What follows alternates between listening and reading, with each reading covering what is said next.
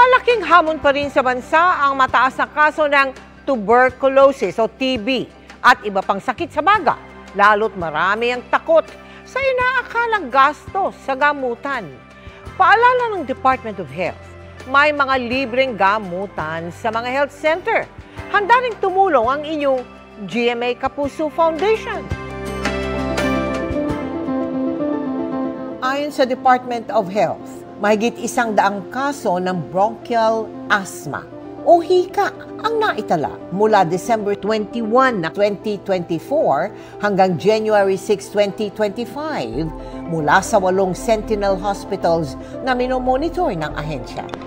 Isa sa mga nakikitang dahilan, ang makapal na usok galing sa mga paputok noong selebrasyon ng bagong taon. Ito ay sanhi ng mga allergen, nahihirapan huminga, or yung umuugong at humuhuni yung paghinga. Maaari ring magdulot ng asthma ang volcanic ash. Kaya sa mga nakatira malapit sa Bulkang Kanlaon at Taal, ang payo, magsuot ng face mask pag nag-aalburoto ang mga bulkan. Magkakaroon ka ng tinatawag na anthracosis, yung mga silica na pupunta sa lungs mo yun, tapos permanent na yun natatrap doon. Later on in life, makakakos pa yun ng chronic pulmonary disease. Ang mga ganitong sakit sa baga, ang binabantayan ngayon ng DOH. Kasama na riyan ang tuberculosis o TB.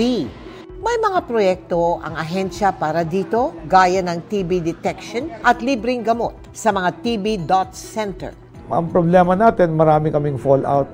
Yung tinatawag na gagamutin mo sila, after 1 to 2 months, masarap na pakiramdam ko, wala na ako ubo, di na ako nilalagnat, hihinto sila pumunta.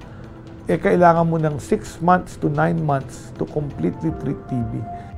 Sa mga kapuso natin na nangangailangan ng medical assistance, maaaring mag-iwan ng mensahe sa GMA Kapuso Foundation official Facebook page sa ilalim ng aming Kapuso Kalusugan Konsulta Project.